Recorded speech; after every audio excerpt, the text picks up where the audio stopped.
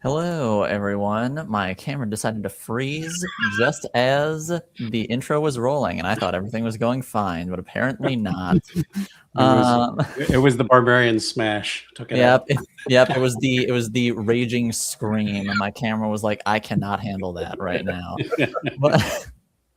But hello everyone. Welcome to Fight of the Museum, a City of Mist one shot here for Restless Barbaricon 2026.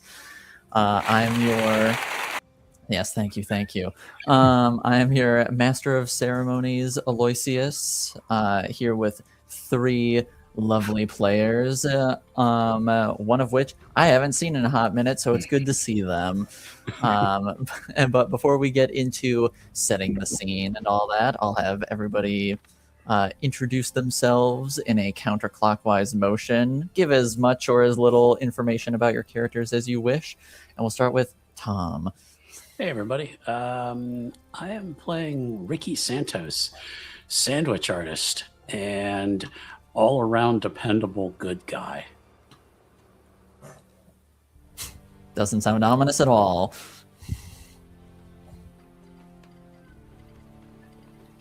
Minty, you're next. Counterclockwise means Minty.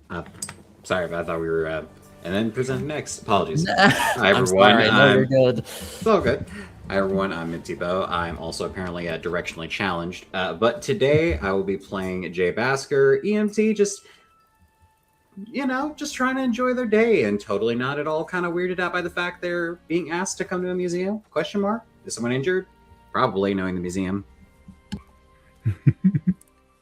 Okay, folks, I'm Q. I'm be playing Shirley Waterman. She is the, I don't know, what do you call it? She's like the person in charge of production. Like she'd be the director if it were a play, but building a affordable housing community district in the city.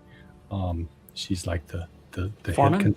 the lead constructor, the foreman, I guess. Yeah. Although not so much in the construction, but more like the developer, the land developer person who like hires women to do stuff. And she's involved with that kind of stuff. And she happens to be associated with the myth of Tiamat. And I'm also curious as to how our museum's going to work into this.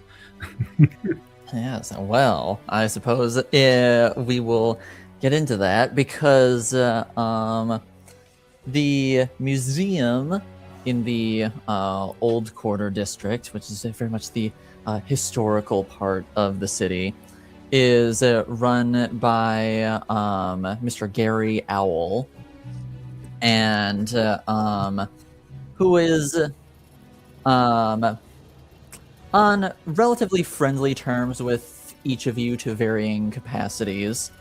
Your exact relationship is between you and he, but he has asked each of you to come to the museum after hours to get your input and assist him with trying to solve a potential problem due to each of you having rather unique skill sets compared to many of the other people who he works with.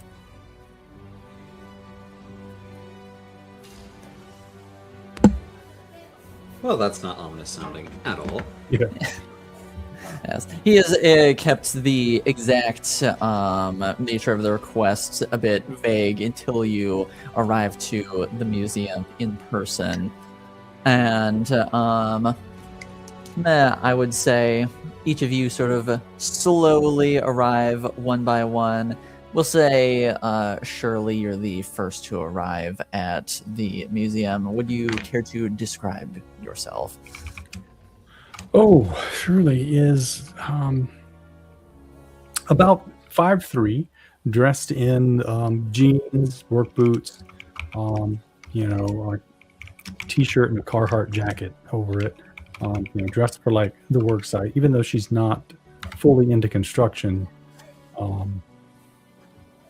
you got to be prepared to get dirty. So she's, coming out from work and, has sort of like the business casual of the construction world, curly, light brown hair, in sort of a big bush, kind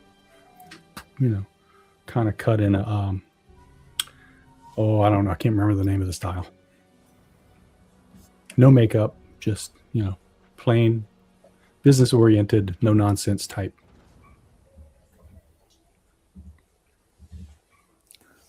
All right. And as you are the first to arrive, you see Gary, or Mr. Owl, however you prefer to address him, standing outside the museum, sort of in a dressed in a nice suit. Nothing, super extravagant. Just,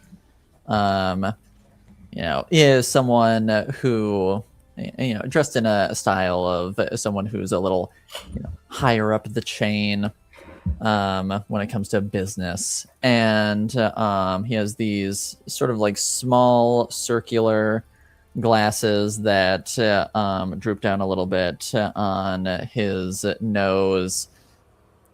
About maybe in his mid to late 40s. And he sees you approach and just says, "Shirley, so glad to see you. Thank you for coming." Hey, Gary, thanks for calling me out. When I got your call, I assumed you were going to be hitting me up for that dinner you owe me, but this sounds intriguing. Yes, I know. I will have to get back to you on that at another occasion, hopefully sometime soon. But I do appreciate you coming to help me. Well, anything to help out the museum. Yes, and I appreciate that greatly. And sort of as the two of you are chatting, we'll say Jay ends up showing up next. Jay, would you like to describe yourself? I very much would.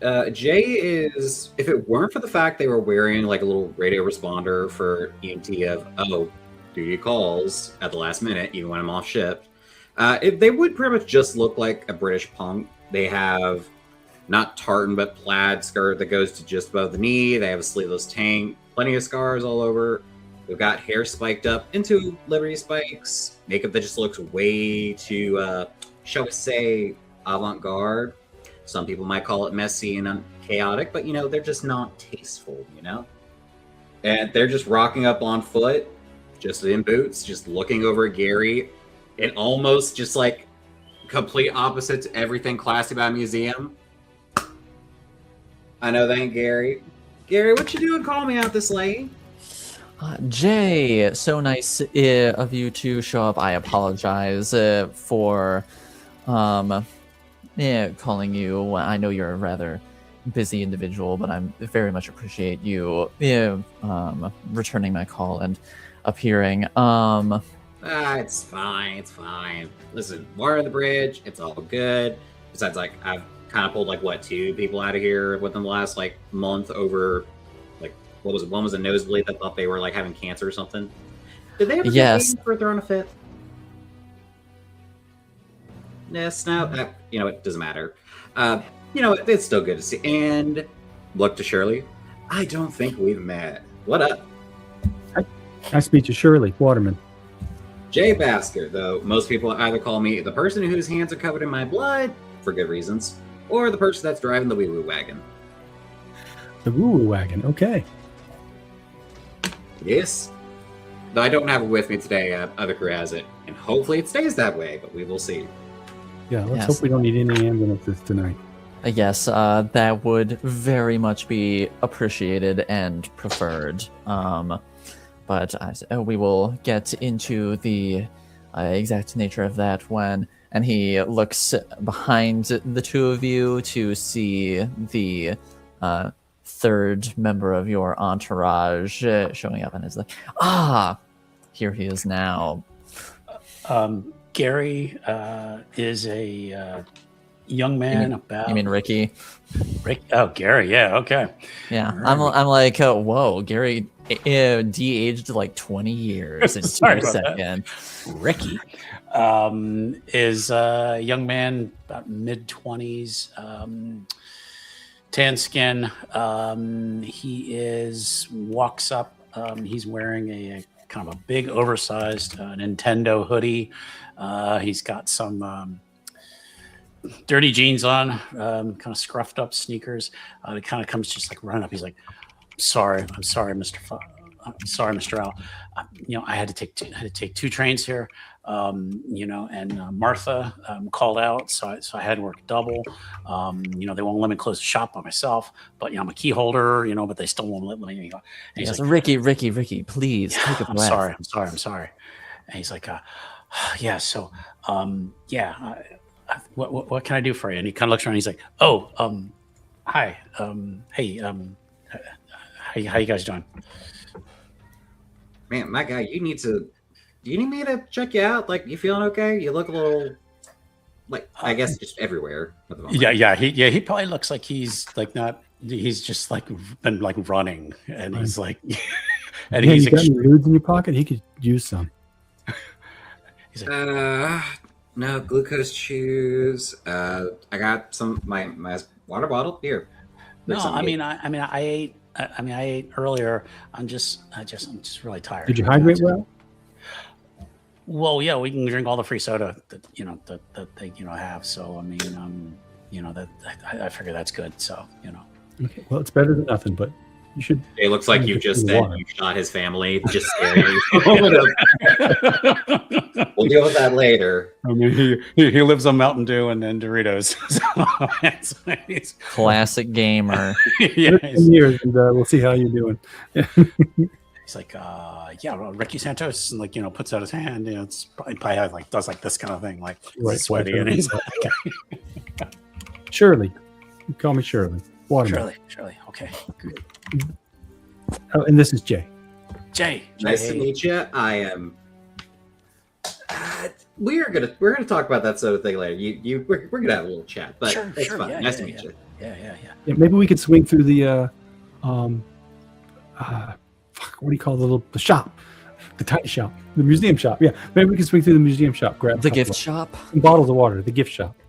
Grab some yeah, bottles of yeah. water before we go in Yeah, and you tell us what we're up against. Yes, I can certainly get you some water if you do seem a little dehydrated. Ricky, you came up rather in a rush and quite sweaty, if I'm being frank. Sorry, I got here as soon as I could. Like I said, I had 2 trains. And, No. No need to apologize. It was merely an observation on my part. Oh, okay. Yeah. Please don't be frank. Gary's hard enough to deal with. Yeah. My apologies. There you go again, Shirley. But yes, I'm so glad all of you could be acquainted. And please come with me. And he sort of like takes you to and it goes the long way to go through the shop to get the bottled water. And sort of once you're in the building, he says, I appreciate all of you coming, and I realize that given your day jobs, this requests may seem strange and a bit unorthodox, but I know all of you have unique talents and that you may or may not take to use of during your extracurriculars. But I hate to report that the museum has been dealing with break-ins, and we have been unable to stop the acts and have been unable to predict exactly what they plan to take. The strange thing is that they always send notice ahead of time that they will be coming. And we've tried more orthodox methods, but they appear to be unorthodox, shall we say, burglars. When Gary says that, this might be a good question, but I'm assuming we don't know each other being mythoi, but are we all under the understanding that Gary is aware of that? Yes, you don't know exactly to what level or anything like that, but you know that he is able to see through the mists of the city to the true nature of things. Gary, my man, my buddy. Let me just make sure I'm picking up the right thing you're putting down here. Let me make sure I'm rocking the right way. Are we talking about someone that kind of moves a little different than everyone else? Yes. My apologies for being more veiled about it. I suppose it's just I've gotten accustomed to beating around the bush, if you will, and not speaking bluntly when it comes to these things. Shit, my man. Okay, don't worry. I'm not upset. I'm a little frustrated, but I'm not upset. You got your thing. Besides, all right, continue. They send a message before they hit the place, and no matter what, security can't catch them. Yes, we have been able to apprehend them, which is why I felt it prudent to try and call in people like us, if you will, people that I know, and worst, right. yeah, and I know that you are capable individuals, and I do hate to request this, but I was hoping that I'm not asking. I need to be clear. I am not specifically asking you to apprehend these individuals. I do not want you to put yourselves in more danger than necessary, but I would like your assistance in making this stop. However that comes to be. Ricky kind of steps forward, and you notice his voice drops like an octave or two. He says, "How would you like them stopped?" You see Gary's eyes just go wide.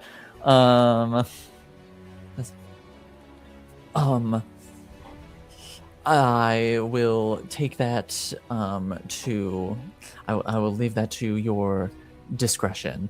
I would prefer no one get hurt more than necessary, but I do need these burglars to know that their behavior is entirely unacceptable. And I quite frankly don't trust too many other people like us. And he almost seems disappointed, and he's like, "All right." And he just kind of steps back. I was hesitant to even reach out to the three of you, but I was truly just at a loss of what to do next. So, don't you have security here? Is there no photographic evidence of the... Yes, we have security, but we haven't been able to bring in any other rifts. They're all just sleepers. They can't see things or understand them for how they really are. Okay, but have you at least got video of the perpetrators? Something for the local police to look into? Well, I don't want local police getting hurt by things that they can't even understand. Okay, fair enough. All right. Now, Buddy, level with me on this. Besides breaking and entering and theft, have they done anything? Have any of the guards gotten hurt? Even if it's just this person defending themselves? What's the full scope we're looking at? Are they just super sneaky, or are we talking? Are we talking like Men in Black, Cloak and Dagger kind of stuff proper?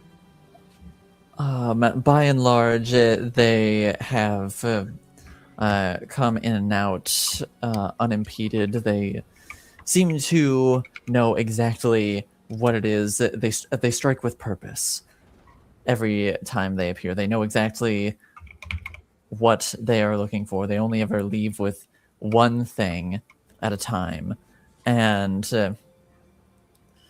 yeah, mostly that has involved no other people, but we have had security be injured to some degree. Nothing long term, nothing fatal, but wounded all the same. Okay, so we have Master Thieves.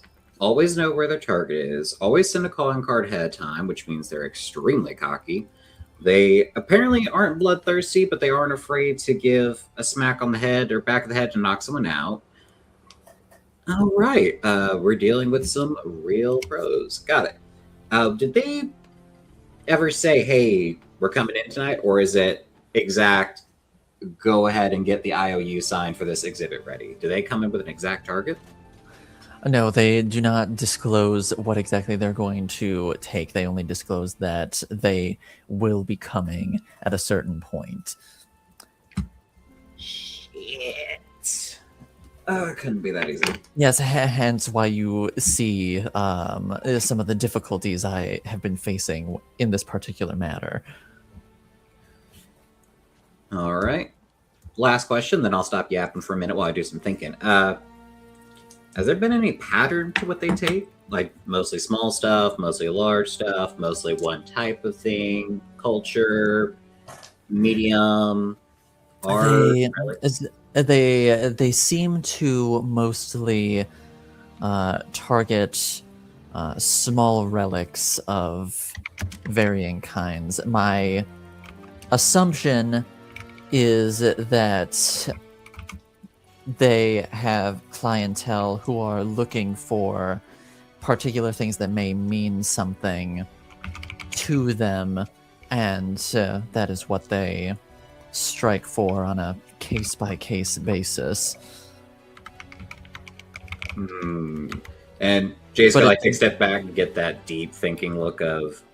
Yes, but it does tend to be historical or cultural artifacts mostly.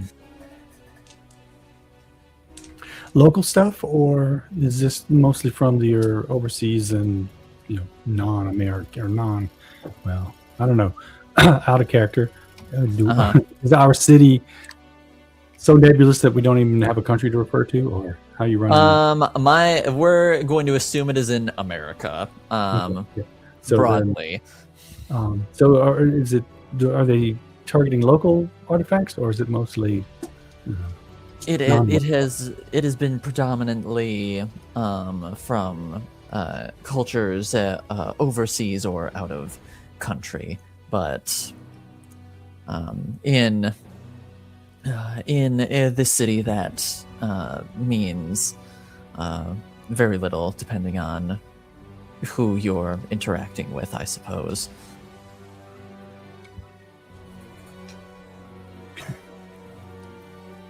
It tells me nothing about them. How do they usually contact you? Do they just call? Send a text? It is often they leave a letter on the door. Did you get one today? I received one last night, and typically they send one a day or so ahead of when they plan on striking. So you don't know specifically which day they'll show up, but it'll be within the next day or two. Okay. Makes it hard to prepare. Yes, they like sending a notice, but often not a long enough notice in order to properly prepare for them. Okay, so what do you want us to do? Just split up and patrol the museum until someone shows up?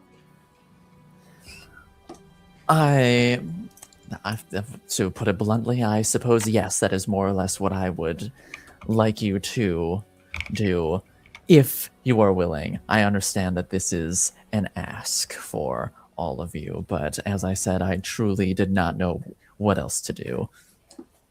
It's fine by me. I'm off tomorrow, so I can stay up all night. I can stay. I can stay. I got one ask. Yes. I get free access to whatever coffee machines are in the building. By all means, yes, absolutely.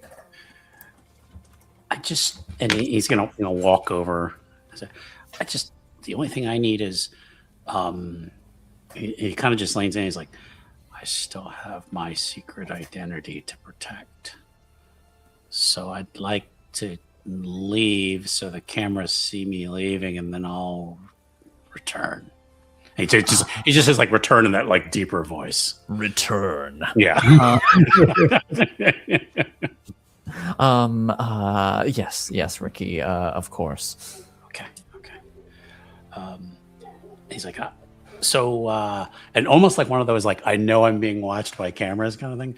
Great to talk to you guys. I've got to go. I got to go make a call. I got a shift tomorrow. But I will talk to you all soon.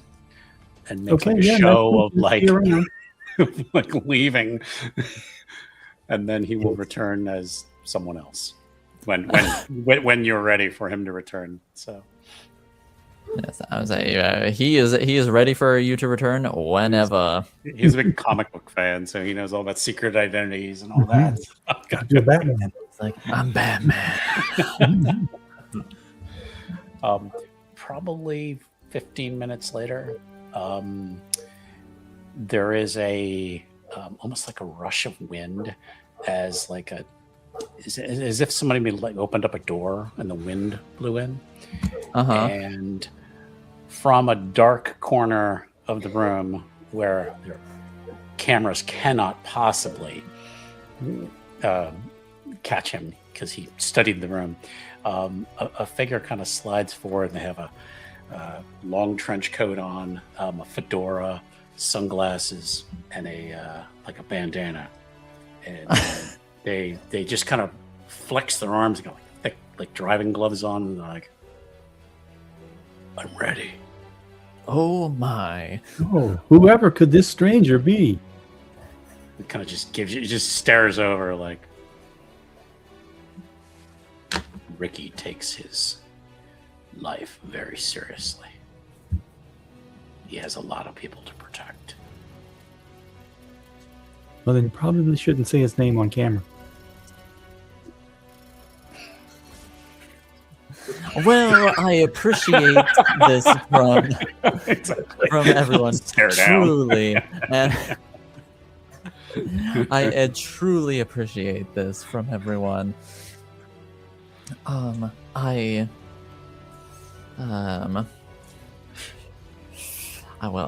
will leave you to it. The coffee machines are yours. Don't worry. And over-caffeinated children running around the museum. Yeah. Yes. Feel free to explore. Please keep an eye out. Please do not touch more than is necessary, and be careful with some of the exhibits. They can be a bit finicky after hours. Okay. All right. I assure you nothing is dangerous, provided you're careful. All right. Well, I'm going to head this way and start walking. I guess I'll see you guys on the lap around. Should we maybe have radios, call signs, something that says, hey, I see something suspicious without directly saying, hey, I see something suspicious? Yes, I I'll can. find you I can. I can if I get need you. you. I can get you. Well, um, I can get He you. just disappears into the darkness. Well, he always does beat to the he always does march to the beat of his own drum. I'm so confounded I can't even speak. But Jay, surely if you would like a radio for between yourselves at the very least, I can supply those. Good idea. Yes, please. Good He thinking, Jay. will. You do some security before? Nah, just I'm used to like, all fine detail kind of stuff. I mean, I work EMT, and without radios, I mean, let's just say I would not be as employed as I am now. Let's just say that. Right? No, yeah, we use them all the time on the work sites, but it just never occurred to me to use one tonight. So glad you're here. Heck, what did I say? I find those fine things. All right. And he disappears for a few and then returns and hands each of you radios with earpieces that you can communicate as relatively quietly as possible. For context, this will be the radio. Don't worry, it is boxed eye, but it's not open. Mic check, Good. Condor. Check received. All right. All right, Gary, I got you, buddy. Listen, everything's going to be fine. Everything's going to go perfect. You go home. You get some dude, you got like... You sure you don't need like one of these energy chews, like a glucose chews like I keep on hand? I mean, it's supposed to like... No. I appreciate it. I'm just quite tired. All right. Remember, if you stop by that corner store on 53rd Street, do not get the bangs from there. Just go with the Red Bulls. Their bangs just like sit in the back for God knows how long. Don't ask me how I know that. Noted. And thank you, Jay. I appreciate that. The Harbinger will slide up behind Gary and be like, don't worry. We have this well in hand. Thank you. I think I have, It just slides back. I think I just had minor heart palpitations, but thank you. You think you'd be used to this by now? You would think, but it never gets less strange. All right. You go. We'll take care of this. Right, thank you. I'll be sure to lock the door behind you. Or behind me. Good night. And he heads on off.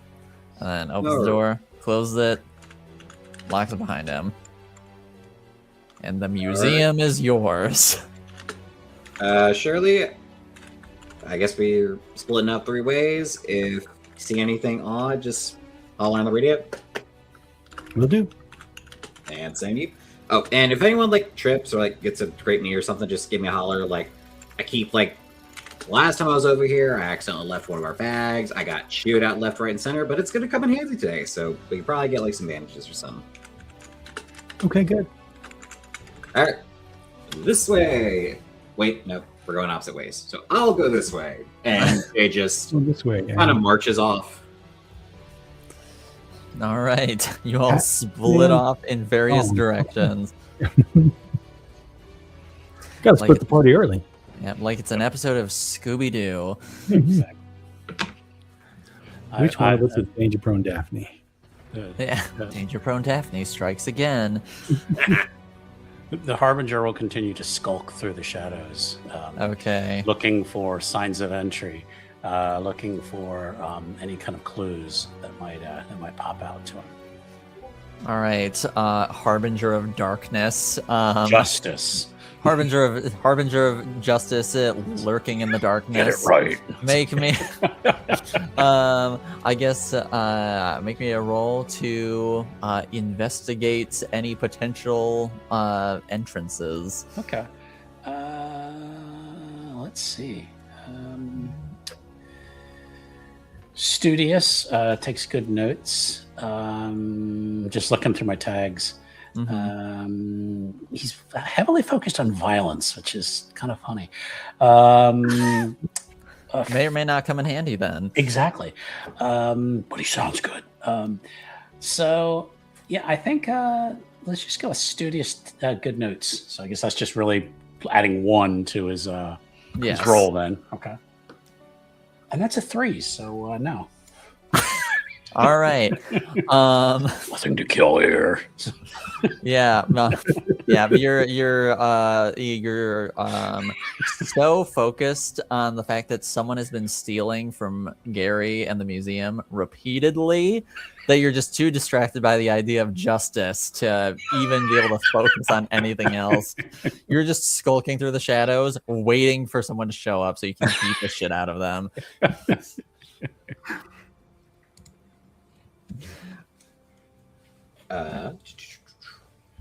I think for Jay, they're going to focus more on where are the potential targets and investigate where, if these are small trinkets, historical in origin, no other pattern besides that, they're going to try and make a log of where are probably the best places for them to strike, or at least the exhibits they may hit first. All right, sounds good.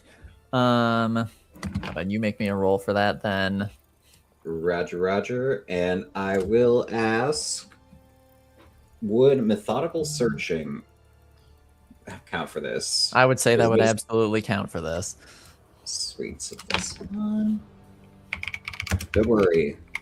It's going to go great. Okay, so that's an 11. An 11.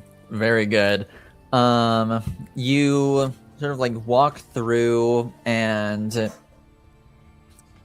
you sort of just slowly hit a bunch of the various exhibits and do your best to sort of make note of, you know, first off, eliminating everything that is definitely not a possibility. Like you hit the ancient Egyptian exhibit and there is a full sarcophagus in there, and you know for a fact that that just straight up does not match the description of what they would be taking. But you notice that sort of upon closer inspection of the sarcophagus, you notice that the crook and flail on there are actually separate pieces. So while the sarcophagus itself would not be viable, the crook and flail are potential possibilities. And then you hit other exhibits. You make note of a few masks from various like African tribes that are could potentially be up for the taking. You sort of hit an exhibit on the British Isles, and you notice that there appears to be a almost sort of like barbed spear behind a glass case that looks like it could fit the description of what they might be looking for.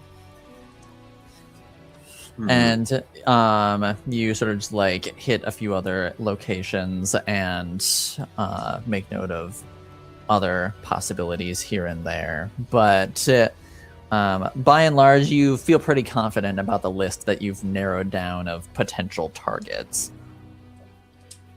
They've gotten like a notebook out. Who knows where, because are skirts supposed to have pockets? Normally not, but maybe they just got lucky. You never know. Some do. In personal player experience, many that should do not, but this one does. Speaking notes of not viable target, potential viable with work, smaller pieces embedded in large, along with sarcophagus. And for someone so chaotic and seemingly all over the place a little bit, it's very, very fine, almost calligraphy handwriting, and way more meticulous notes than they probably have a right to make. All right. Shirley, all good on your end? Yep, good so far. I haven't seen anything. I'm just walking around, keeping my eyes open. Roger that, and just click out. All right. Shirley, you keeping an eye out or looking for anything in particular? No, Shirley has no clue about any, any sort of surveillance type stuff beyond like her neighborhood watch, training that she has gone to, with the residents of the development that she's working on, the ones who have moved in so far. So she kind of knows the basics of keeping your eye open from that perspective, but she doesn't really know anything about security. She's like, I'm just trying to walk around and look like I know what her I'm idea is I would just look everywhere, keep your eyes open, keep awake, and hopefully spot something before there's a problem. Okay. Fuck it. Make me roll for all that general stuff, I suppose. Yeah. Okay. And I guess the only real tag I can use is Neighborhood Watch from my turf logos. Remind me, what's the difference between using your tag in a roll and burning it?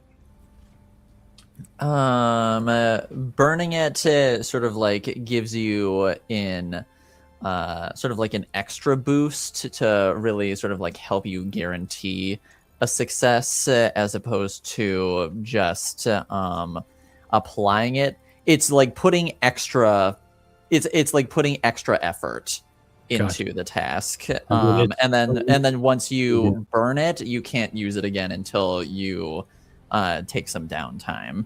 Gotcha. Okay. Well, we're not going to burn it just yet. Oh, rolled a 12. Oh, shit. Shirley's just on it. Neighborhood Watch coming in clutch. Neighborhood Watch coming in clutch. Gives me what, a juice, or what does investigate do? A clue. Yes, it gives you a clue. Yeah. And sort of like as you are looking around, you notice sort of by one of the windows, it is like from the, not the inside, but from the exterior. It's a bit shocking that you even noticed it, but there appears to be like a tiny mark of some kind on the exterior of the glass. Okay. Weird enough that I notice it.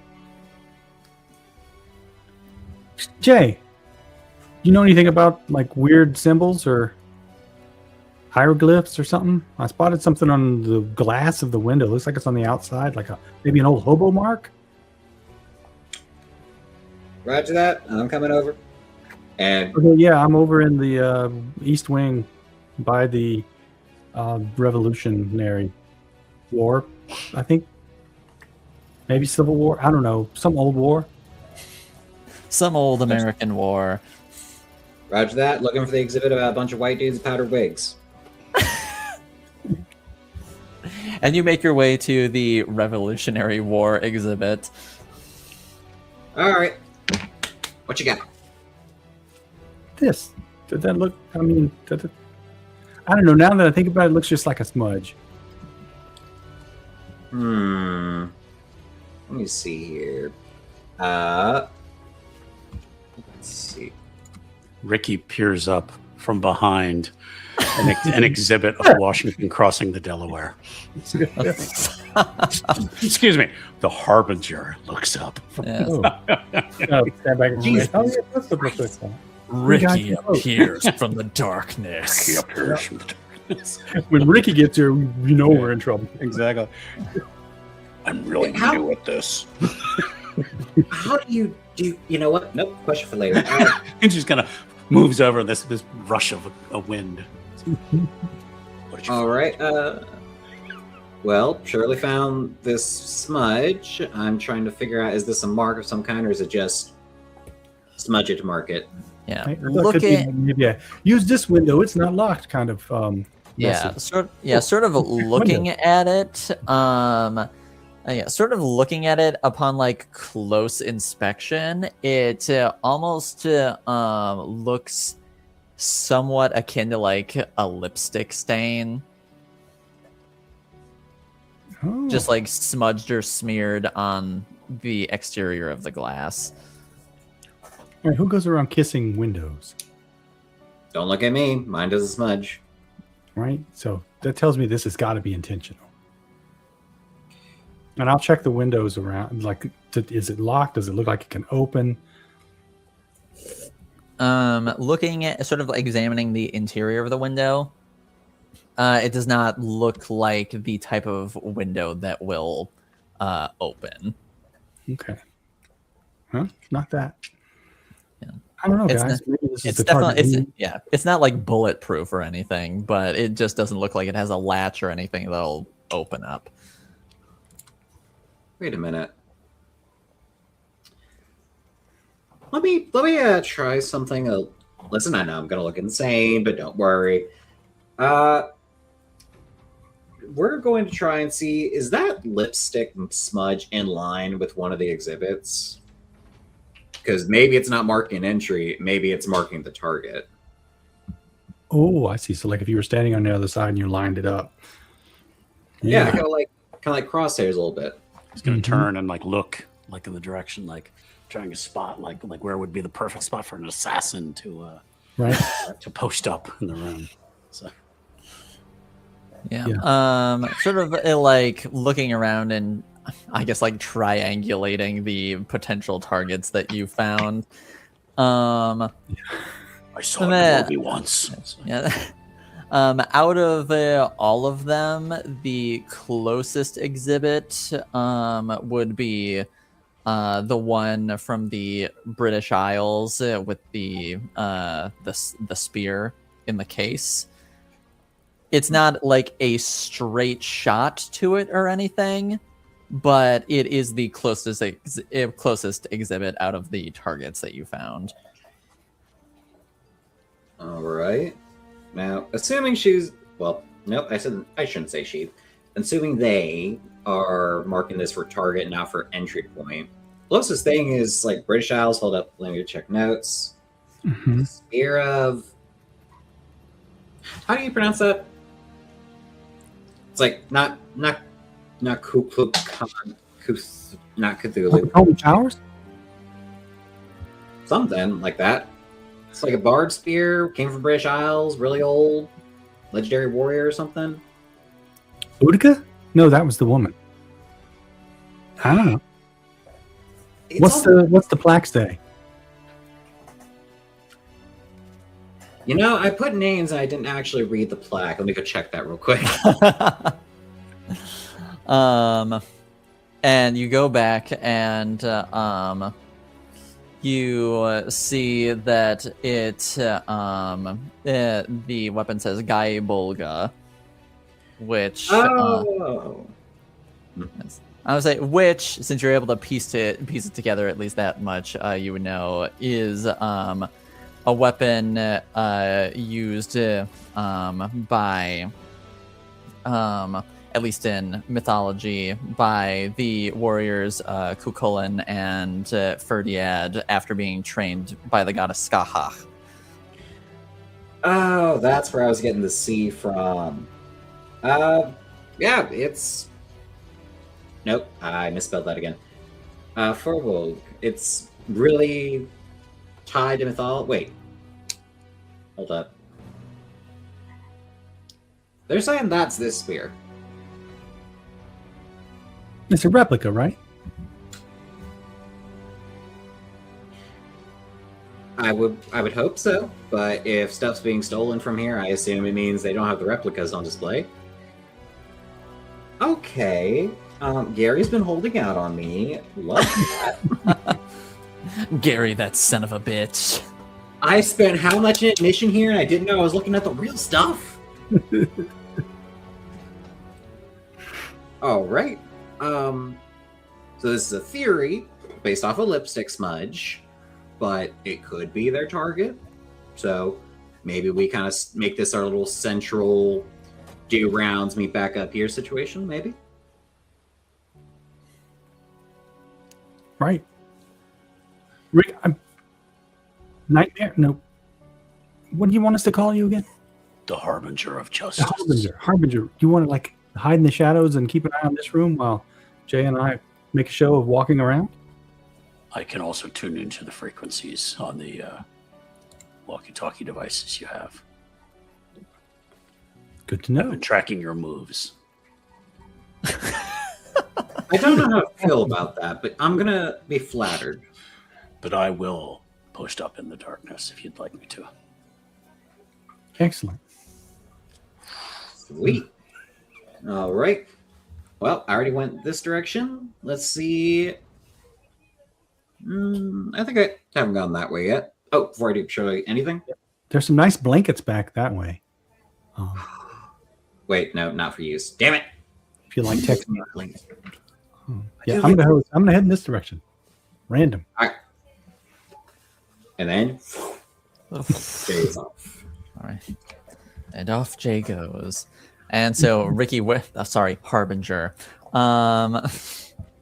Where are you posted up? Are you posted by the window or are you posted by the spear? By the spear. Okay. Right. And so Jay and Shirley, you just go about doing more rounds. More patrols. Yeah. Yes. All right. Try to make it look like we haven't spotted anything in case anybody's looking. Understandable. Maybe about 10-ish minutes go by when Harbinger, you hear, you don't know exactly what it is since it's out of line of sight. But it's almost like a sizzling sound coming from the direction of the Revolutionary War exhibit where the marked window was. Coiled like a snake, ready to strike. He focuses his gaze on where the direction where the sizzling sound was coming. In a previous life, he hoped that was bacon, but tonight, he must focus on what that noise possibly might be. Excellent. Sort of after the sizzling sound stops, you hear what sounds like multiple sets of footprints. Not hurriedly, very calmly, walking in your general direction.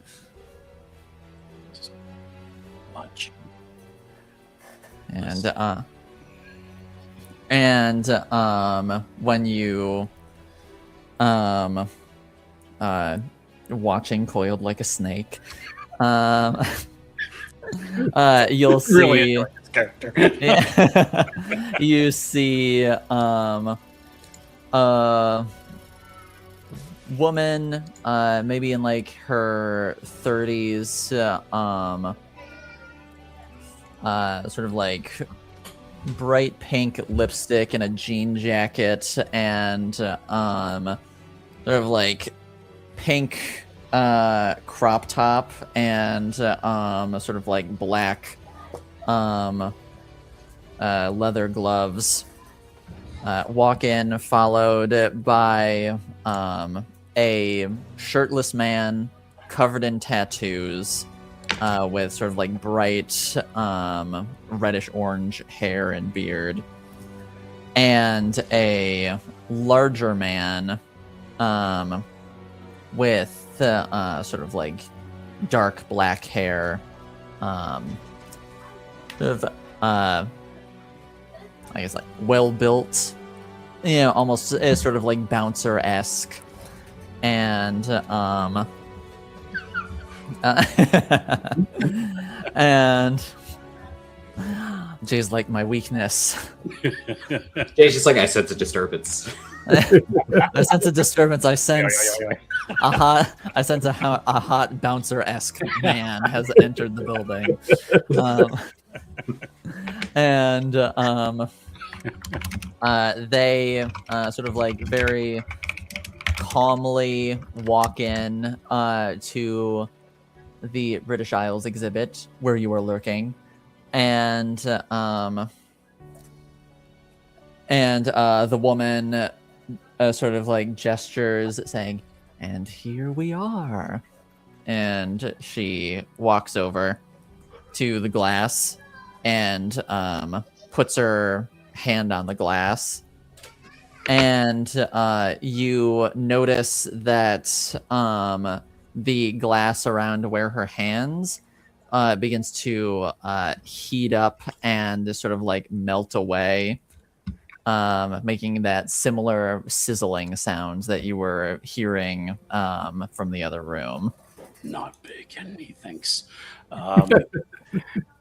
he's gonna try to, in his quietest tone, try to make like a noise, almost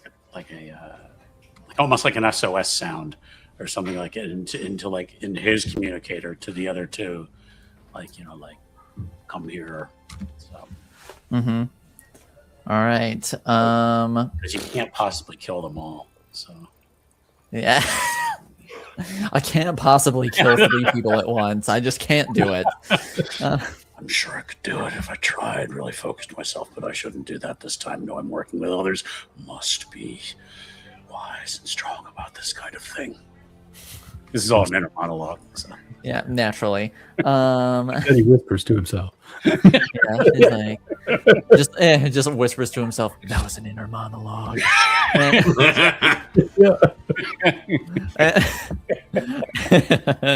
just be a little thought bubble that would come up. Yeah. And all right, make me a roll to see how subtly you are able to how subtly and convincingly you're able to do this, where the others will even understand what you're trying to do. Gotcha. Well, let's see. I'm looking for a tag that might fit. Fast learner, because he's already kind of figured out the other style, and knows that they want to work as a team, and so he has to find some way to coordinate to get them to him. So I'm going to add that. That is a 13. A 13. Yep.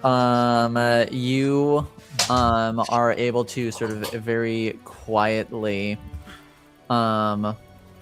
just send a message to the other two, and no words are being spoken, but the sort of same pattern keeps coming through the frequency for you, Jay and Shirley.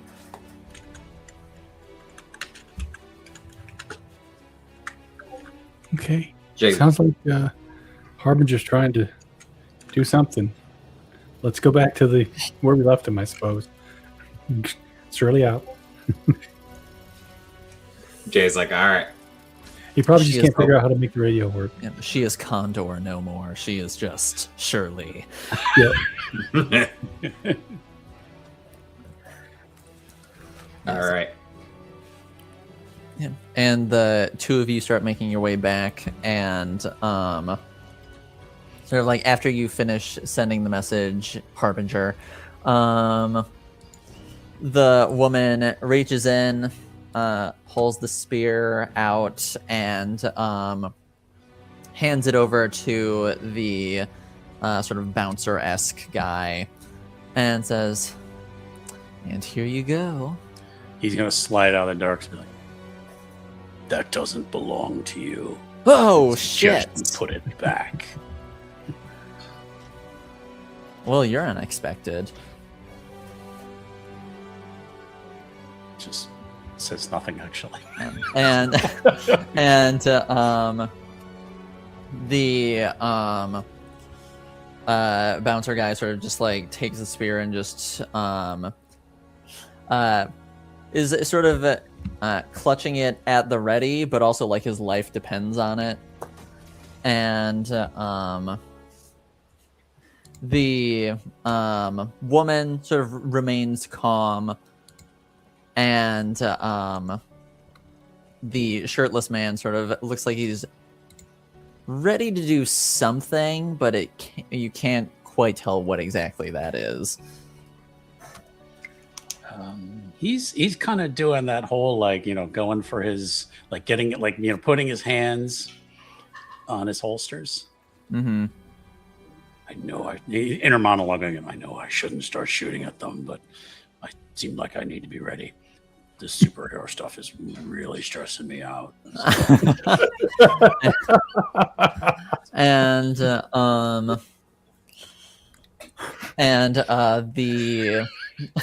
I'll say the woman speaks up and says, "Well, man of mystery, you're certainly an unexpected development, but I think it'd be better for everyone involved if you just, walk away." Guns out. Again, I'm warning you. Put down the spear. I won't hesitate to hurt you. Well, neither will I. And then she holds out her hand, and you just feel a blast of ice and wind descend in your direction. Okay. Can I dodge? You may try. Okay. He has tags, look for an opening, no rest for the wicked,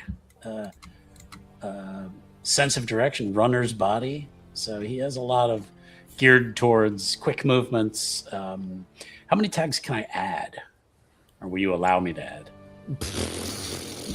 I don't think there's, to my knowledge, I don't think there's technically a rule against however many you can add. Okay. I think, read them off to me again.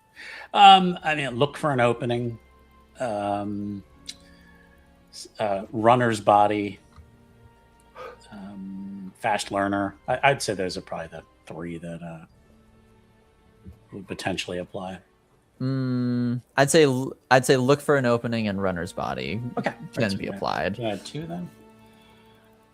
7, 9. So no, probably 9. 9 is a partial success. Yeah. Right. So it's not as bad as it could have been. But there's consequences, I think. So. Yeah. You sort of manage to mostly move out of the way of the blast, but it does catch your foot as you're dodging out of the way. And so you'll take the chilled 1 status. Oh, okay. So cold. Look, you don't need to be playing superhero. You can just let us go. Can't do that. This doesn't belong to you. Well, it doesn't belong to me, but I think it does belong to this guy over here. And she gestures to the bouncer guy who's holding it. And say, it's probably about this time. Jay, I'd say you were closer than Shirley was. So it's about this time that you are sort of like rounding the corner and can hear the commotion that's going on. Let's see. I think when they start hearing the tone of it, of, oh, that's not a janitor that was here late, that's the problem. Jay is going to try and see if they can sneak into a better spot to see if they can help ambush. They are not geared for combat. The best tag I can offer for this is predict foe's next move for trying to stay out of sight, but I leave that to storyteller discretion. I will allow it, yes. All right. Let's see. Jay, I know we can be loud and brash. Can we actually be, kind of chill? Can we do the exact opposite of what we normally do? I need you to understand that I try to make sure this thing isn't busted, and I, again, have rolled 11. 11. Okay. Yeah, you are able to, with the amount of commotion that's going on currently, their focus is all on Harbinger. So you are very easily able to sort of maneuver your way around to a more advantageous position to try and do something that may assist, if you will. They're going to hold spot until they see the right moment, because Harbinger looks like they know what they're doing. They look like they're geared for a fight. Surely they've got a plan, right? Right? Potentially. Of course. And Don't call me. Oh wait. I was waiting for that to come up.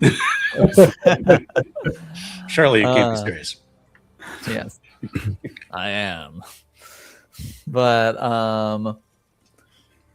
yeah, after you maneuver your way around, and they are, and this woman is holding Harbinger at ice point. I'd say it's about the time then when Shirley, you get closer and you can hear the commotion that's going on. Mm-hmm. All right. Well, I'll come around the corner and I guess I will see. So it was just the man and the woman? There was not a third? There's two men and the Yeah, woman. okay. Yes, Got it. there's the bigger man who's holding the spear, and there's a shirtless man covered in tattoos. Okay. Right then. So I will step up to the wall, like in the shadows or whatever, and just kind of like lay a hand on the wall, and out of the wood, the lovely wood panels of the of this old museum, sort of form themselves, step out these sort of like dragon-like forms with a interesting glow behind their head. That just looks like, awe-inspiring creatures. Bring them out and attempt to put a fear status on the bad guys. So I'll be tagging my army of monsters and fear-inspiring glory tags. And let's change the game a bit. I got a 7, well 9 with the power. So Okay, I would say, well, that's still a partial success. yeah. So you are, intending to induce fear in them. Yeah. Trying to give them, I guess, the cowed status. Okay. Power of 2, so we'll do a 2-point cowed status. I don't know if that would affect all of them, or if it's just going to be the one. Because it looks like if I'd have got a 10 plus, I could add more targets. Oh, okay. It doesn't say do more than one target. Okay, yeah. So trying to do all of them. Trying to do all of them. Okay. Okay. Maybe we spend one of the juice to apply it to all of them and just give them all cowed one. Okay. That seems fair. Yeah. This sounds good to me. So they all get cowed one then. Because certainly these folks were not prepared for stone and wood dragons appearing from the building itself, from this largely unassuming woman who just appeared, and the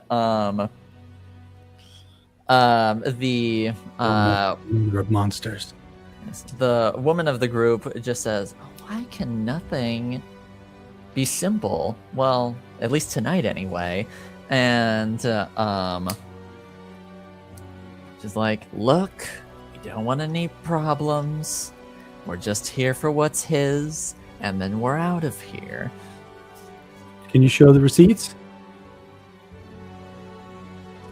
I doubt the museum can show their receipts.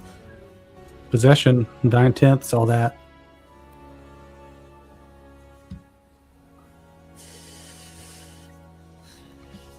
Look, all I know is that Well, clearly, you're like us. I think that much is apparent. Honey, you are nothing like me. My point being, his story says that that's his. So as far as I'm concerned, that's his.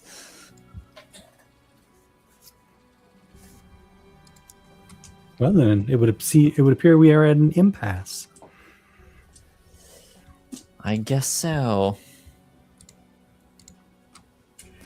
So, what now? Now you put the spear back in the case and you walk away. I'm afraid we can't really do that.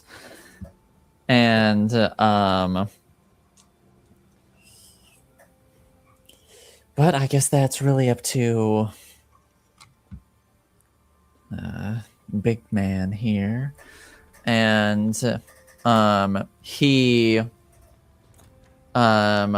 she sort of like looks at him, and he starts to walk back over to the case. And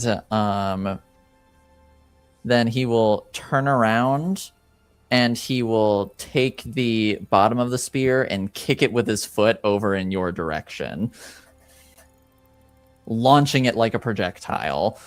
Okay. I become the waters and bend out of the way. Or at least try Okay. to. All right. I will, what is that? Face the danger? What is it called? Yeah. Yes. So try and become water. Yes. Oh, that's a 9. A So 9. good. 9. Take A the 9 is status. Yep, I would say a 9 is a partial success, so Yeah. that's still good.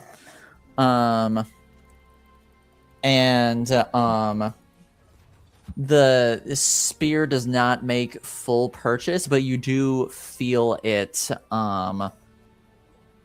still sort of like meet flesh where there should have been water. Mhm. And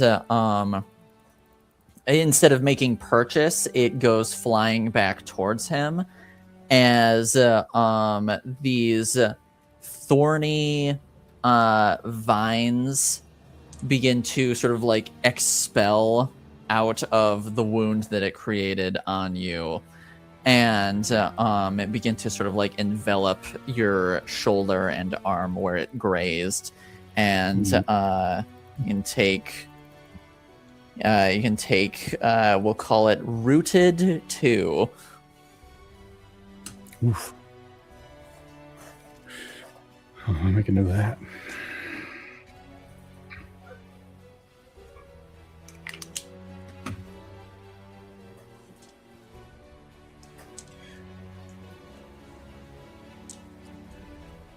Oh boy, that is not good.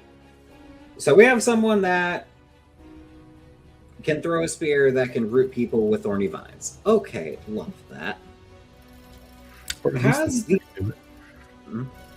Has the third member of their party done anything, or has he just kind of been waiting this whole time? He has not actively made a move yet. It looks as though he's just prepared for something. What that something is, unclear, but it looks like he's ready to make a move at a moment's notice, but he has not actively done anything. I feel like this might be a time where a power tag ends up being a detriment because Jay unfortunately has the driven to help power tag, so they're going to want to find a way to step in at this point. Mhm. I would like to go toe-to-toe with the third member of their party and hope that the chaos is distracting enough for Jay to try and trip him or at least incapacitate him. Okay. This is a not combat character doing this, so have mercy. Mhm. All right. All right. So, what are you attempting to do to this third one? We're pretty much trying to trip him to see if we can get a momentary advantage. Because if it's Okay. 3-on-3, with 2 people that can probably help themselves to fight and 1 that might not, versus a 3-on-2, 2.5. That's probably better.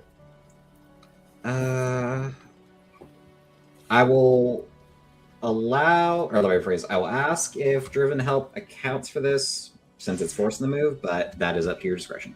No, I will allow it. I think it sounds appropriate for the situation. Totally. Hey. So if you have like 2 1s, and then you add another one, that's okay, right? Yeah. That's okay. It's not horrible, right? It's still 3. 111. So. Yeah, That's angel numbers. That's 111 right there. That's crazy. I didn't think anyone would get the beloved, Holy the Trinity. beloved 111. I know, right? All right, hit me with it. What'd I do? Okay, you go out and try and I guess describe how you were attempting to like trip him. It's a momentary of, yes, I've snuck to the right position. I'm out of everyone's sight. I just need to sweep the leg, just hit him in the back of the knee hard enough, right? And it's just a matter of great plan.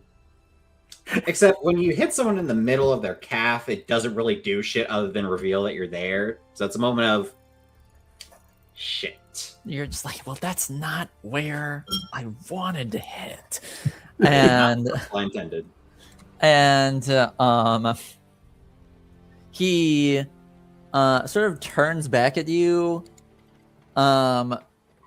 surprised, but also like, what was that sort of situation?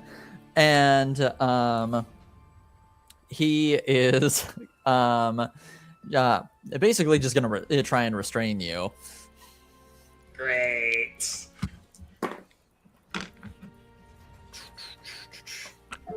You can you can try and avoid if you would like to attempt to, or if you think you're able to. I would love to try. Trying is the everything. Always try.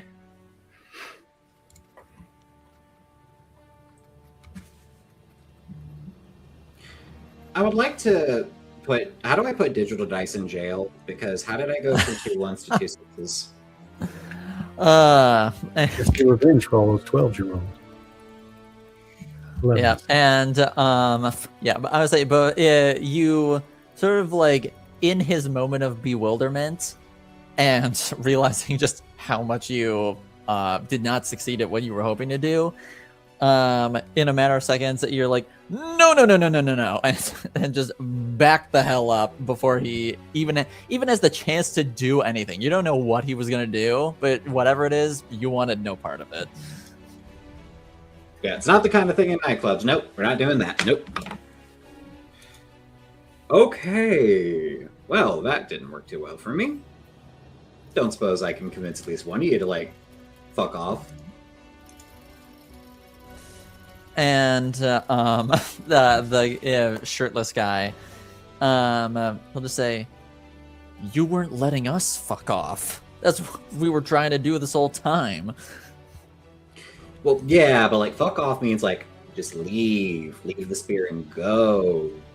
Let bygones be bygones. That whole sort of situation, not just go ahead and steal. That's kind of like a win. The best win right now is just everyone leaves.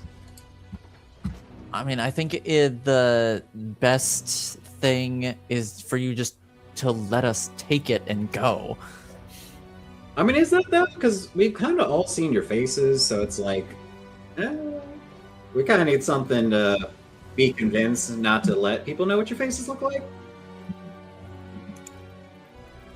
I mean, you're not really getting this whole "we know who you are now" situation, are you?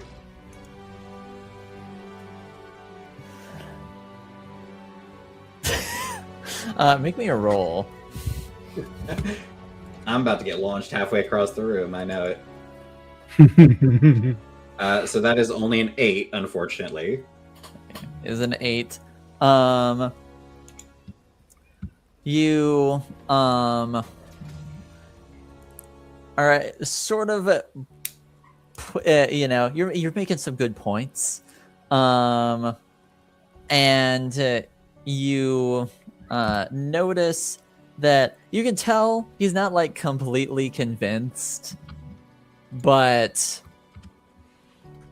also it seems as though this third guy is not necessarily into, but not as invested in what's happening as the other two people.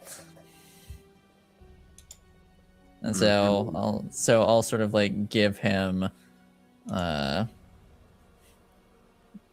talk down 1.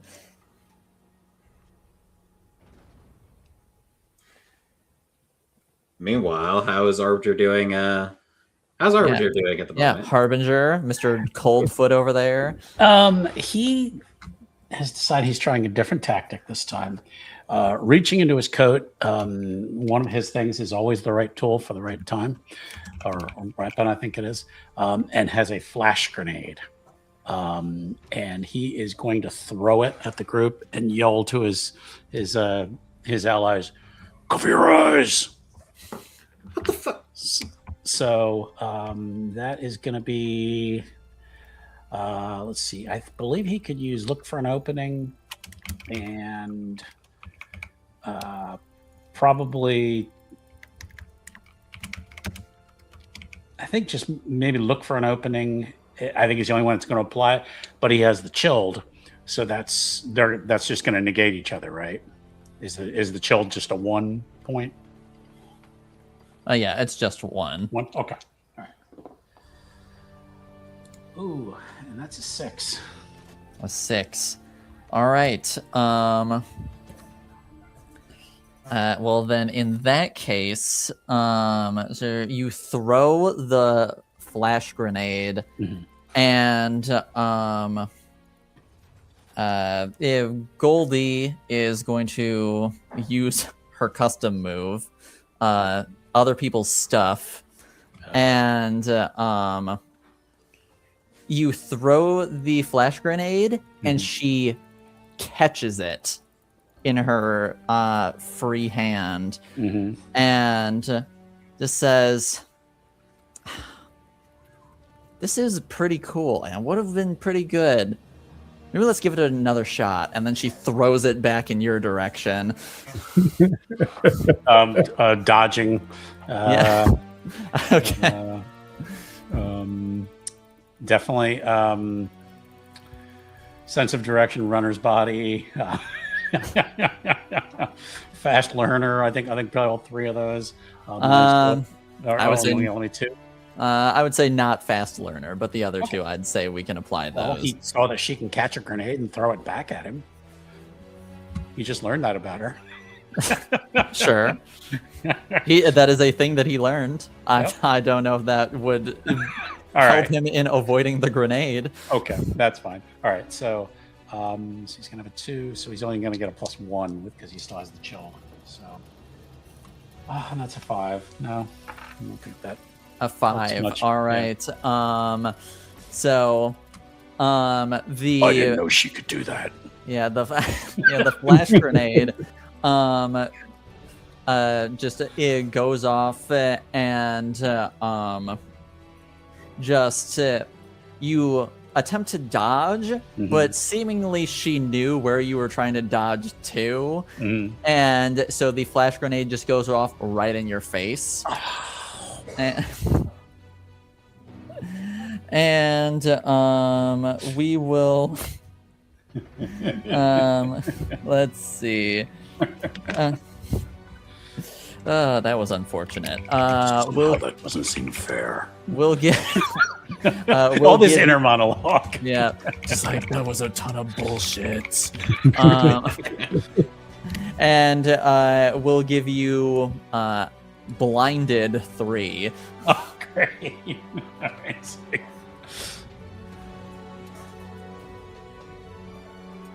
I knew I should have just stayed home and played D&D tonight. So.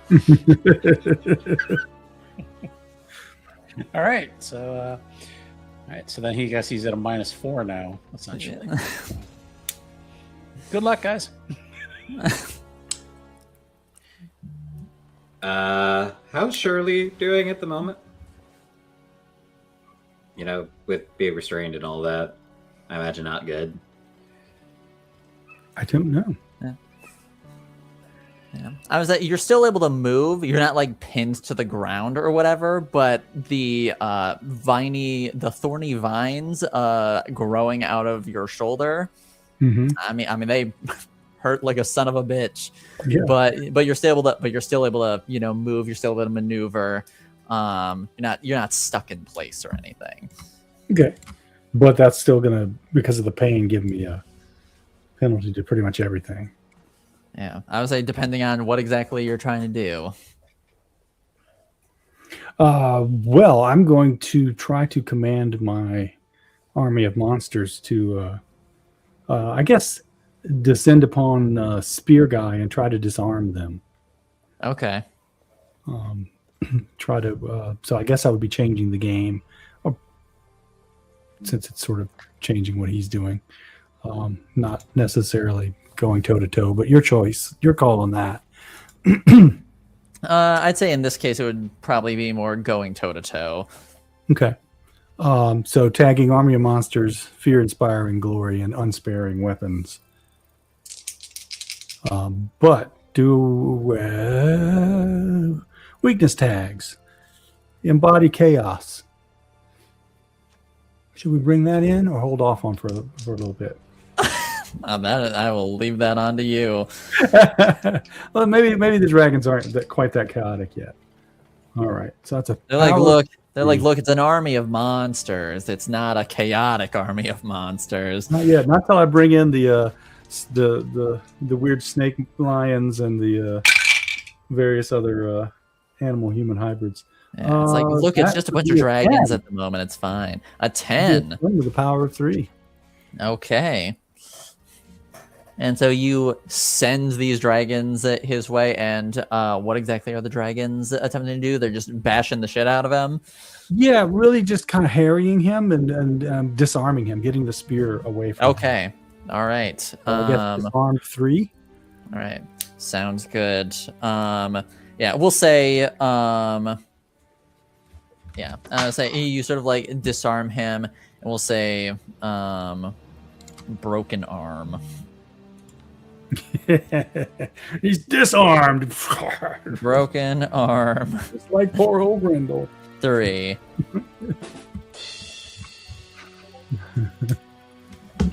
All right, and yeah, he just yells out, "Son of a bitch!" and just drops the spear to the ground as he is now sort of like holding his arm with his free hand.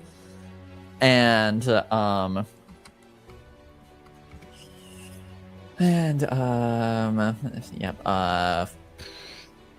Jay, what you doing?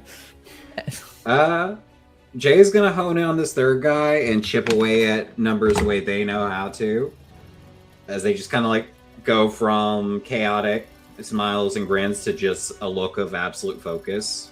Mm-hmm.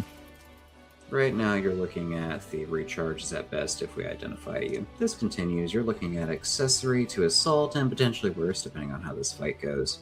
Is this really worth it? I mean, after all, like, you're the only one not fighting now, so how long till your boss over there just starts to wonder if you should be here?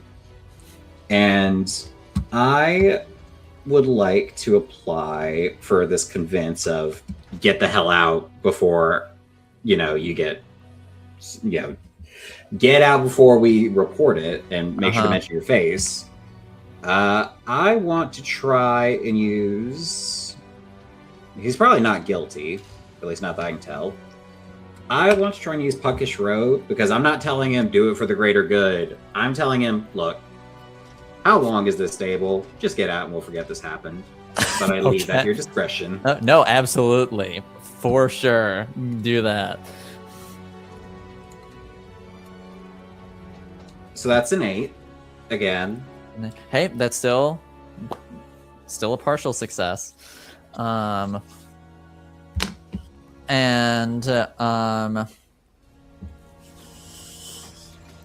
Once again, you're making some good points, but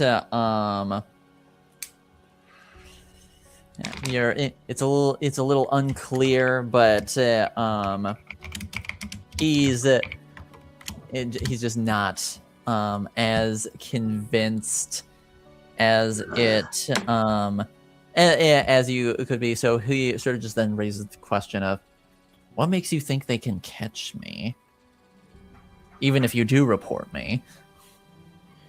Is that a headache you really want to deal with, or that your boss wants to deal with? Well, if they catch her, that doesn't mean they catch me. Yeah, but if they're on their way to catch you, who says she's going to help you? Help yourself first. Who says I need the help? Still got 3 people that know your face, buddy. Is that really an extra weight on your shoulders that you want? Make me another roll. I feel like this is the role of either you're going to do this or he's going to pull out the whole, well, you can't tell my face if you're dead. Yeah. Got to slowly chip away at his status. So if we're applying Puckish Rogue, 10. If not, only a 9. All right. I say we will apply Punkish Rogue, because you're speaking to who he is as a person right now, and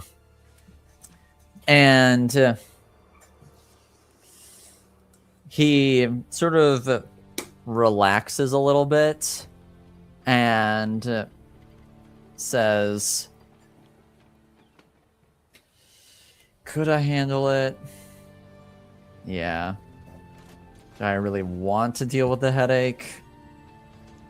Not if I can help it, I suppose. This was a pretty easy gig until you guys showed up."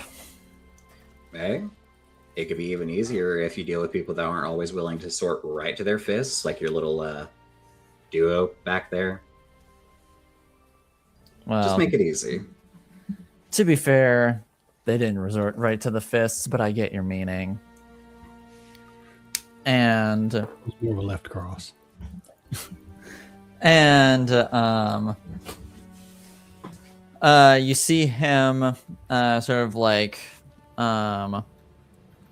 put his hand on one of the tattoos on his shoulder, and he just says, "I guess good luck with everything." And he sort of like pulls it on the tattoo, and sort of like a sort of like billow of smoke gets like pulled off of the tattoo, and he sort of like moves it over his form, and you see him transform into a giant fox that then almost like the smoker wind just vanishes around the corner and out the window that he came in from.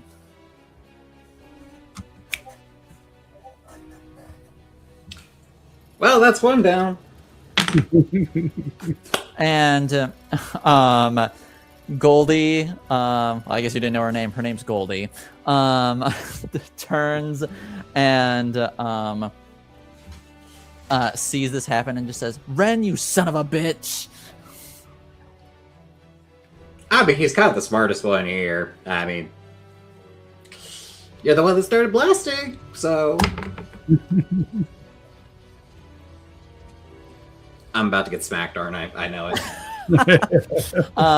She, seeing as Harbinger is pretty thoroughly debilitated at this moment and not in active threat, she is going to turn her attention to you. So cold, so blind. And instead of blasting you with ice, she is going to blast you with fire. Oh, great.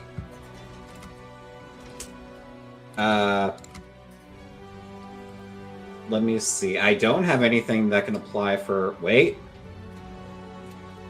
I do, actually. Maybe, potentially. Does predict foe's next move apply for dodging? It sounds appropriate to me. Yeah. All right, buddy. We don't have a lot of combat stuff. Let's not embarrass ourselves. 10 works. I'll say 10.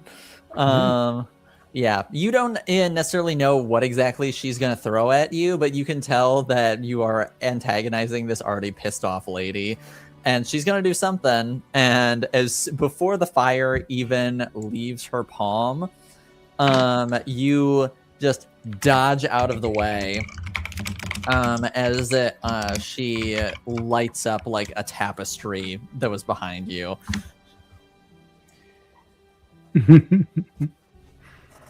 Oh, man. No, wait.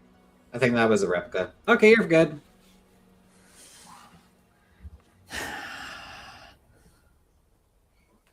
How are the others doing at the moment? Yeah, Harbinger. How you doing? Cold and blind. Cold and blind, but now that he can feel the fire.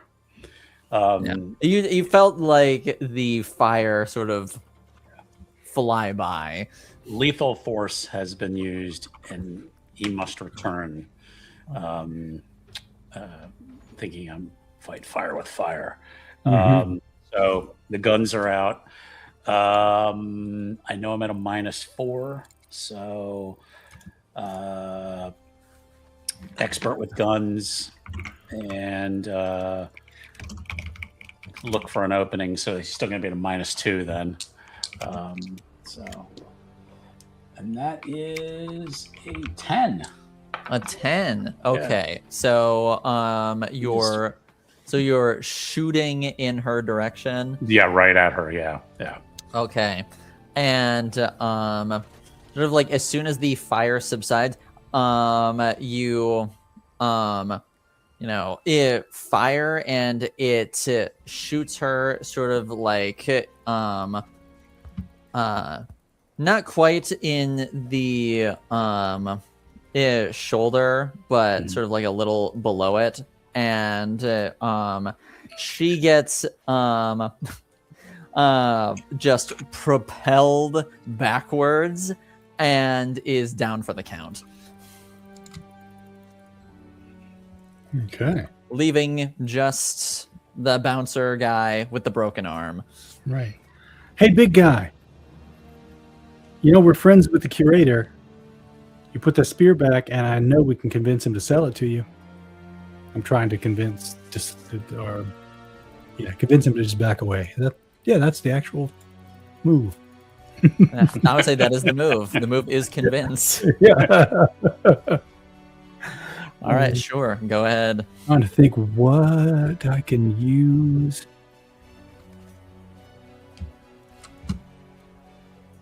Yeah, I got nothing really that goes into that tag, so we're rolling raw. Rolling raw. We're raw dogging it up in here. I got an 8. So that's a default parity, a power of 1 on a partial. Let's see. Yeah. And yeah, they give a little. Okay, sure. Yeah, I would say hey, little it's still something. Yeah. And you've already intimidated this guy with your dragons. You've already broken this dude's arm with your dragons, and even with a partial success, he's definitely taking what you have to say seriously at this point, because you are not the unassuming neighborhood watch lady that he may have initially assumed you to be. All right, and what's the guarantee he's gonna give it to me? He's not going to give it to you. You'd have to buy it. This is a business, as non-profit as it may be. It's mine. I mean, we can bring that into the discussion on price, but you can claim it's yours all you want. Unless you can prove it, you've got no recourse, which is probably why you're here stealing it, because you couldn't do it legally. And so you think it'll work out better this time? Have you approached him before and asked him to buy? Not him specifically. I never got that far. Well, we could put in a word for you. Hell, we can call him right now and get him here.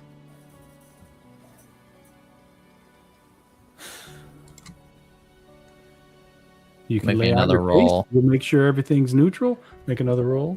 Make another roll. Ooh, another 8. Another 8, but it's still something.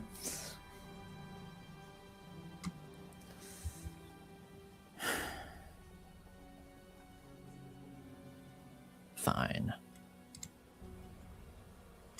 And he sort of takes one look at the spear and it like takes a step away from it. Looks at Goldie prone on the floor. And her. As far as we know, she was working alone. Yeah, what's the deal? I mean, you say this is your spear, but lots of things have been stolen recently. So what, is she bringing people? She's some sort of like coyote for stolen museum artifacts?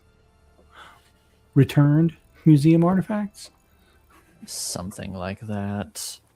Gotcha. Most of the time, it was just her and Ren. But So she's not like your friend or something? No. Huh. She just told me she would help me. And I told her I wanted to be here personally to come collect it. Fair. So I can't say what's going to happen to her. More than likely, she'll get turned over to the authorities. But I don't think you need to worry about her. Let's give Gary a call and get him in here, and we'll see if we can't get this sorted out.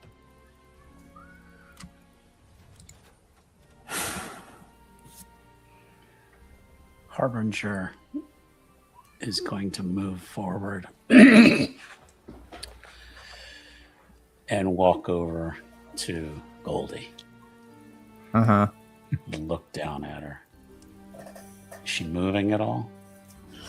She's breathing, but she is not really in a position to do anything at the moment. She looks unconscious. Okay. One side of him is finish her off. He glances at the other two. He's like, what about her? Tie her up, restrain her. We'll let the authorities deal with her. I should probably deal with the bullet wound, probably. I mean, if she's already done this multiple times, who's to say this is the only place she's hit? Might as well have her maybe squeal later. He reaches in his coat, and of course he has zip ties, and is gonna and just gonna like hog tie her, and then flip her over and be like, "Okay, if you want to heal her now, you can." Got it. And glide back into the shadows. My They're gonna let Shirley handle a big guy over there while they just kind of go over the bullet wound, just basic treatment. Yeah, and luckily the bullet it went clean through. So It's just that it's like, no, it'll be simple. It'll I'm just sure be this like place that. has insurance. I'm kind of worried on how you managed to shoot someone without hitting a major artery. That's a conversation for later. That's definitely a conversation. That's a definite conversation for later. it's like, how much practice do you have to do that? You shot them in the A lot. leg and you missed the femoral. How? Blind luck.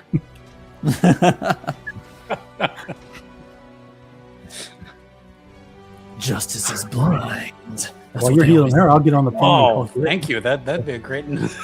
Justice is blind. That's great. Yeah. Lady Justice has like two like the scales actually have like blades. It's like I know she holds a sword, but her scale is also covered in sharp blades. That's my next move.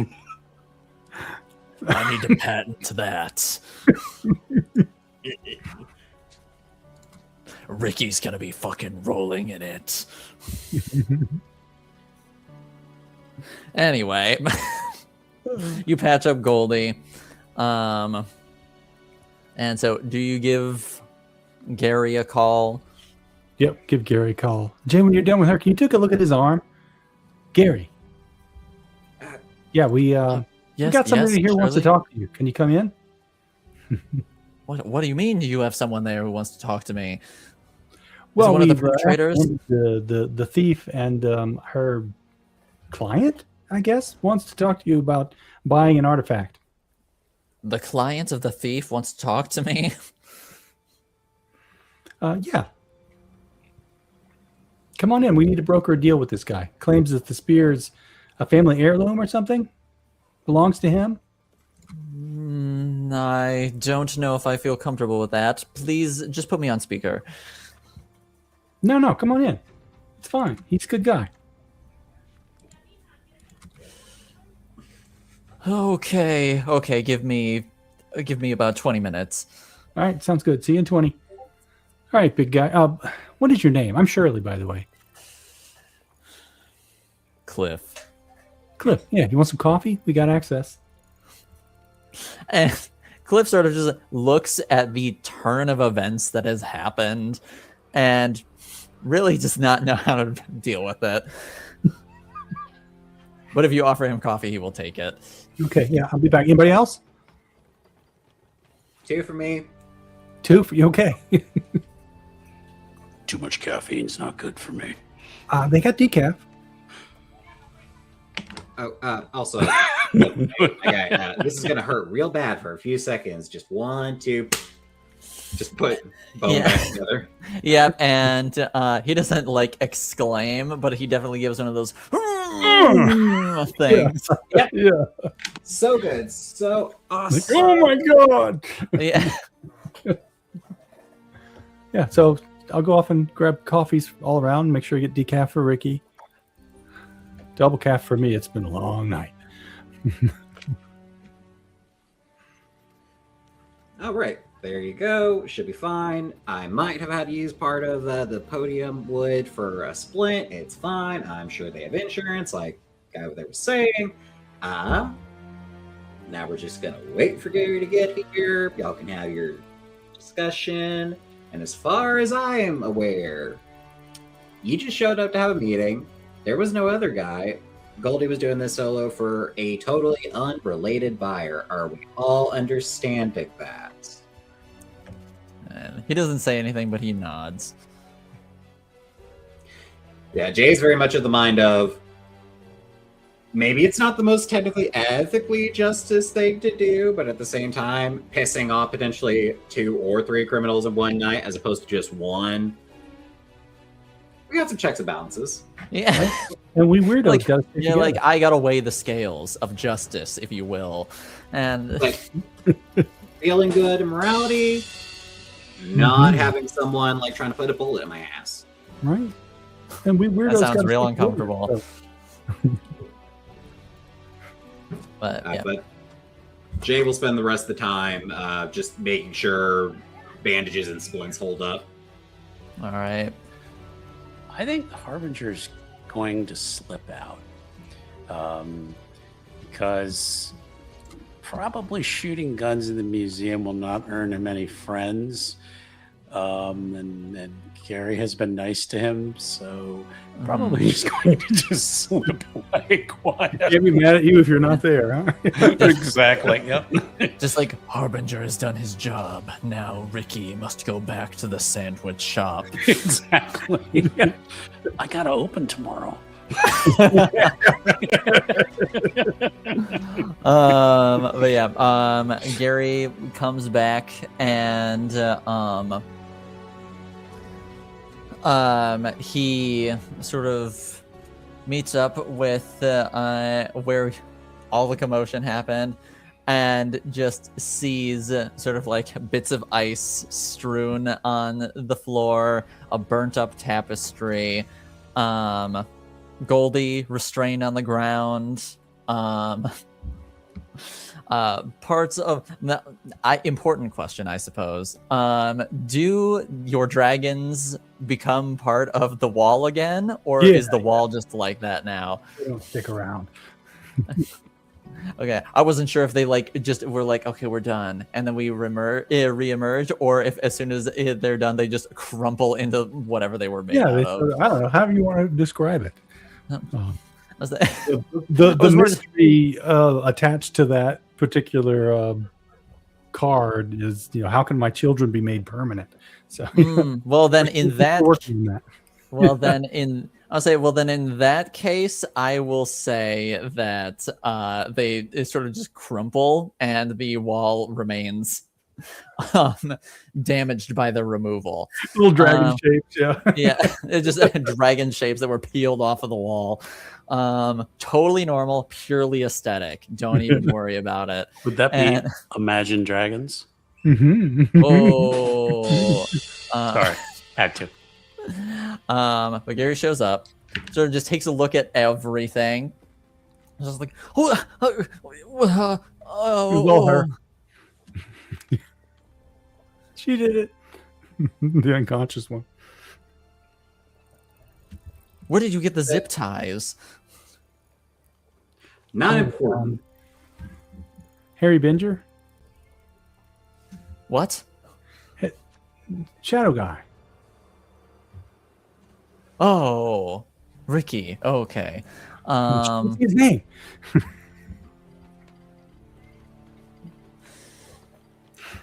I'm gonna get Goldie here. Probably going to need a hospital, just for that, and also some handcuffs. So if y'all three want to have a nice business meeting, I'll take care of this one. Okay, great. Just like very lanky, punkish ENT trying to drag Goldie out. Yeah, and trying to call cops. Yeah, and I'd say Cliff would actually speak up and just say, "Do you need help with that?" No, you got... I'm not going to comment on a woman's weight. I know better. You got this. I've got this. We got things to do. Don't worry about it. Everything's fine. And Jay just drags Goldie off into the distance, leaving the three of you behind. And Gary will look at you, Shirley, and say, "So this is the man who wanted to speak?" Yeah, this is Cliff. The spear here on the floor. The one with the weird name. The guy Bulga. Yeah, I know you own it, or the museum owns it. You bought it, you paid for it, but it belongs to him, if you know what I mean. So he would like to buy it from you. And Gary will look at Cliff and then look at you and just say, "Then why was he with someone trying to steal it?" Well, he didn't realize it was an option. Apparently he's tried before and been rebuffed. But we got him talking to the head man. You're the one who can make this happen. So let's make it happen. And he sort of like looks a little nervous, but well, actually make me a convince roll. All right. 3. Gary is unmoved. And he just says, "Well, this man wanted to properly buy this exhibit, then he should have gone through the proper channels and should not have resorted to criminal activity." And you see Cliff just getting heated Right. at Gary sort of just going off. like this. Gary, calm, breathe. Remember, we talked about this. Breathe. You know how frustrating it can be? How many times have you wanted to punch the guy at the DMV? So many. Right? Why is it so hard to just renew a license? I don't understand. Exactly. So you understand the kind of bureaucracy people can be up against. And when you're talking about the weird shit that happens in this town, sometimes you got to cut through the bureaucracy.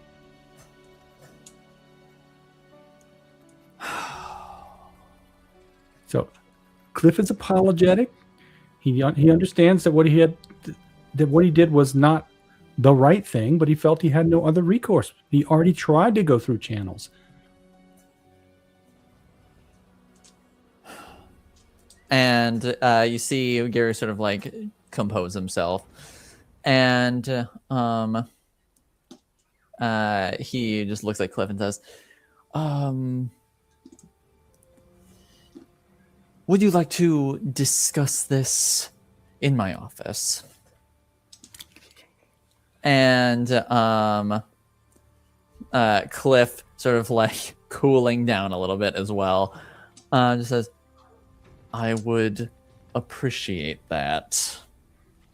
And Gary just says, very well, follow me, please.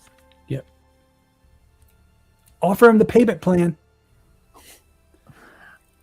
And the two of them sort of like walk off, leaving you alone in the British Isles exhibits. Right. I'll start to like try to tidy things up a little bit as best I can. Like putting things back in the wrong place and standing like stand up that statue there. And a while later, sort of like as you're finishing up tidying up, the two of them walk back, and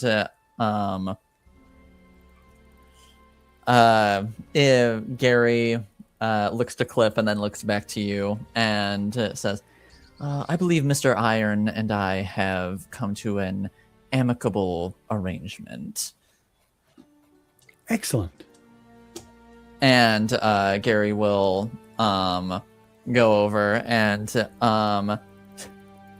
almost like reluctantly go and pick up the spear and hand it on over to Cliff. And Cliff takes it with his good hand. I appreciate this. And Gary says,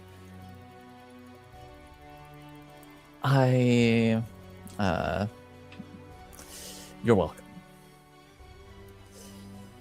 I will speak to you more at a later date. And Cliff just nods and starts walking off. Nice to meet you, Cliff. And Cliff will sort of just, while still walking away, just raise the spear at you and keep walking. And Gary sort of looks at you and says, thank you so much. I truly appreciate your help. Well, you're welcome, but I'm afraid you might have a bigger problem. It looks like this woman has been bringing people in to steal artifacts that, belong to other people in the weird way. Yes. How sure are you of the provenance of everything? Yes. In Mr. Iron apprised me of the situation, and it seemed as though the Goldie, I did not get another proper name, was the orchestrator behind it, and the other man, Ren, I believe he said his name was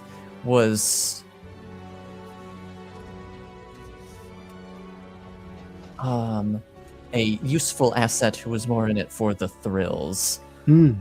And to his knowledge, it was just the two of them behind it, and Mr. Iron only accompanied as a personal request. I see. Good, So- good. Well, then in that case, you may be able to turn this into a business opportunity. But what do you mean? Well, if you do have, let's call them artifacts, that might belong to someone, can be connected to someone, you might be able to make a little money selling them off to the right people. We could put the word out in the community. I don't know about that, but Well, think about it. Better than having people steal stuff. I appreciate everything, truly. And maybe if you are so inclined, we could do that dinner tomorrow night. Sounds good. Thank you very much.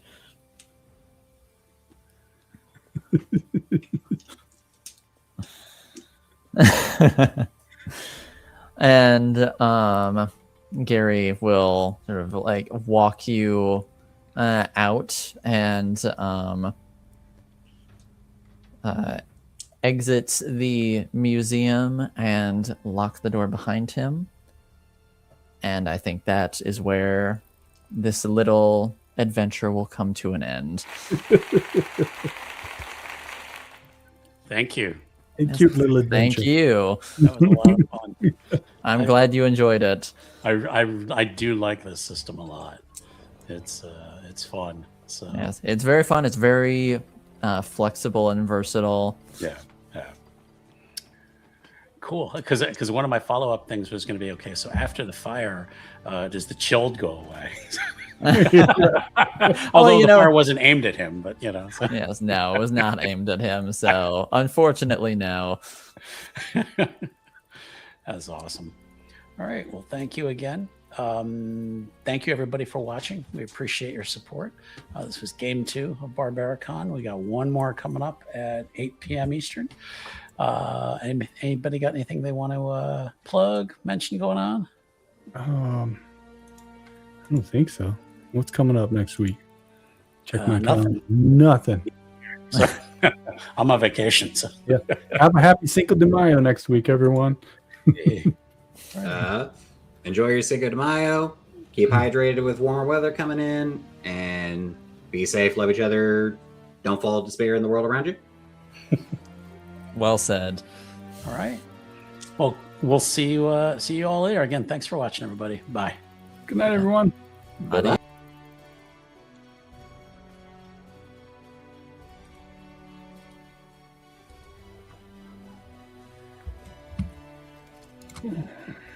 Alrighty.